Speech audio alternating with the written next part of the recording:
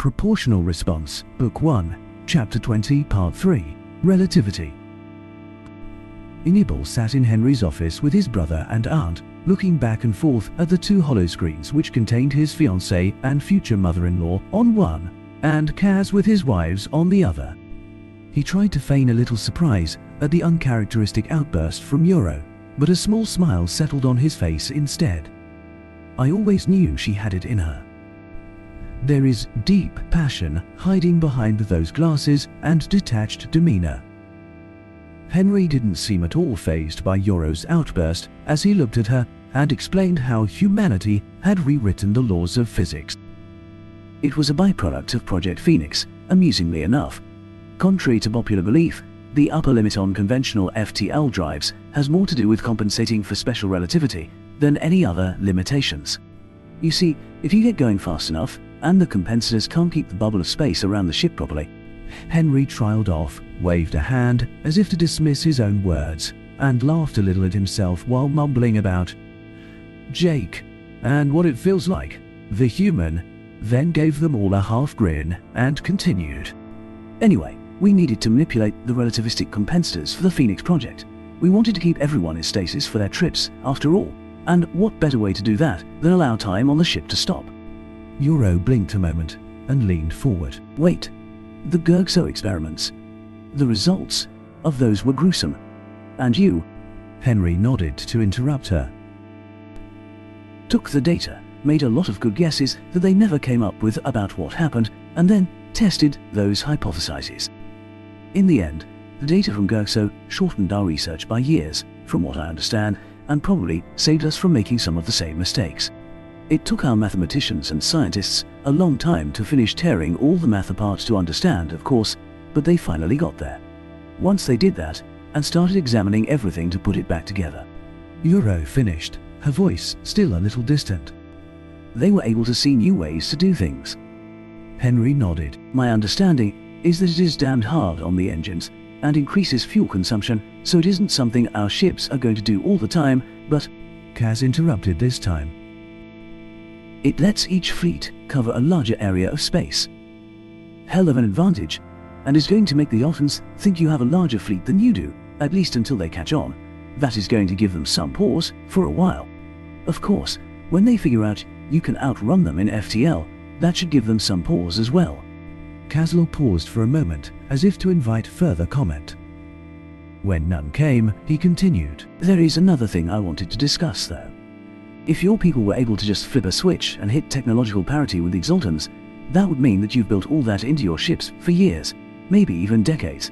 That would mean... Henry gave a grim nod. Yes, that those switches could have been turned at any time, particularly at the defense of Vintus, and saved a lot of human lives. It also would have pushed us into the war that much faster. Nia waved a hand. Yes, we understand why you didn't. Still, that is some seriously stoic action. How many of your people knew the secret? Henry pursed his lips and looked at Nia. Just a few of the top admirals.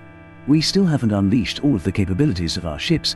Some of the upgrades will require retraining various servicemen on their equipment. We have given them everything we can though, now that the battle is on in full.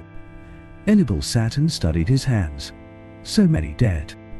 That is the cold calculus of war.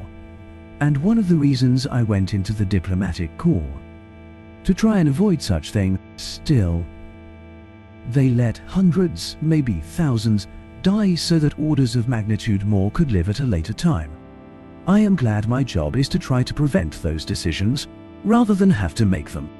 Now I understand better why my brother's eyes look so haunted so much of the time. The discussion moved on to other things as Enibal ruminated on his position in all of it, but he barely paid attention. It was a lot of tactical details, the move and countermove of war, and he didn't understand it, didn't want to understand it. Another thing they teach you early and often. One of your primary jobs is to avoid war, if at all possible. The next is to get the hell out of the way if it isn't, until it is time for you to come in and settle the terms. At length, the meeting wrapped up. His big takeaway from the whole thing was that the easy part was over, and they faced an uphill battle for a while. The Empress seemed a little impatient with that. She wanted the battles to be done and the Zoltans finally put in their place, but everyone seemed to understand that they were in for a protracted war. 2 years, plus or minus. That is what they seem to expect, even though the real deciding factor is whether the coalition can hold a stalemate for the first year. After that, the Confederation's industrial advantage will kick in. But the Zoltans never were ones to know when they were beat. These thoughts took him down into another bout of melancholy, but he did catch the princess's small, sympathetic smile at him just as they signed off. Then the meeting was suddenly over, and he sat alone in a room with Henry and his aunt, trying to recover. Henry and his aunt seemed to understand instinctively. Aunt Eldia poured all 3 of them some whiskey and handed him a particularly generous dose. He took a long pull from it and let the burn slide down his throat while trying to imagine the sensation burning away his melancholy thoughts. His aunt whispered something in Henry's ear, and the man nodded. "How about we move to my apartments, brother? We have at least 2 or 3 hours before this meeting starts to look suspicious, and a change of scenery might help." Enable nodded gratefully to Henry, then gave his aunt a wan smile, and they all stood. They walked in companionable silence while Enable tried to collect his thoughts. Henry topped off everyone's glasses and they pulled the comfortable chairs together to make a small circle. Enable took another long drink and let his glass slowly sink to the armrest where Aunt Eldia put a hand on his arm. Henry leaned forward to squeeze his shoulder, then sat back to nurse his own drink. Enable shook his head sadly. "One thing they drill into us from the first day in the diplomatic corps: we are the last line against this sort of thing. Then they try to make sure we understand just how bad the thing we are standing against is, but they can't. Not really. It is not until you sit and realize that your actions contributed." A sob escaped him, and his aunt squeezed his arm. "I know something about that training. They also teach you, as best they can, that sometimes nothing can be done to avert war. You have done so much. Your parents and I are proud of you in ways you can't imagine. Something else you should know. When Her Majesty sent me here, she told me a lot of what we were up against, and she said, and I quote, 'I don't believe there is an alternative to war. The Zoltan are too entrenched in their own sense of entitlement and superiority to let humanity survive without a fight. However, if there is a way to avoid war, that nephew of yours is going to find it.' End quote. She is of the belief, and I share it, that things would be much worse if not for you. Remember that. Hold on to it." Enable wiped his eyes with his sleeve, and Henry produced a tissue. He felt no shame in breaking down like this in front of them. They were family after all. After he collected himself, he looked over at Henry. "I can't imagine trying to make the choices you and your admirals had to make. To be able to save so many with a mere flip of a switch." Henry gave him a rueful smile. "It is a bit more than that, to be sure. But that is also not the point. There is a story from one of our biggest and worst wars. The Prime Minister of the UK, one of the allies standing against an axis of tyrants not unlike the Zoltan, but probably worse, who was given a decoded message that had been intercepted from the enemy. His side had just cracked the enemy's encryption, and they knew everything their foe planned. And they planned to utterly destroy a particular town. He could have had the town evacuated, might even have been able to get defenses in place to prevent the destruction, but doing so would have tipped the enemies off that he had broken their encryption, and they'd change it. This all came at a pivotal point in the war, as the tides of battle had turned and the Axis were losing ground. Long story short, he did nothing, and a lot of civilians died. I've seen the pictures taken when that man went and toured the damage. They got some good shots of his face, and I will never forget the look in his eyes. I thought I understood it when I saw them. Now I know I didn't." Henry sat silent for a long moment, staring off into space, then turned sad eyes back to him. History vindicated him in the end. That broken encryption did a lot to bring the war to a faster end and saved countless lives. But he didn't know that would be the case when he saw the damage. All he knew was that he had traded a lot of certain deaths for an uncertain future payout. That is war, and the horror of command. Having to make decisions about who lives and who dies, and praying to whatever sliver of faith you have left that the sacrifices are not in vain. Not that it matters much to your conscience, one way or the other. Enable just nodded again and took another drink. Eldia grabbed Henry's hand and pulled both of them into a three-way hug. They held it for some time, clutching at one another for support and comfort.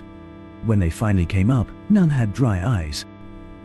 Eldia then stood, kissed both of them on their foreheads, topped off everyone's glasses, and put on some mildly cheerful music. There is another thing about war, and all this sort of mess. Everyone has to keep their morale up, and that includes the three of us. So, no more talk of that sort. We have bared our souls, shed some tears, and now we need to remind ourselves of why we fight. I picked this song for a reason, by the way. Nephew. Henry has been introducing me to the history of human music, and this piece.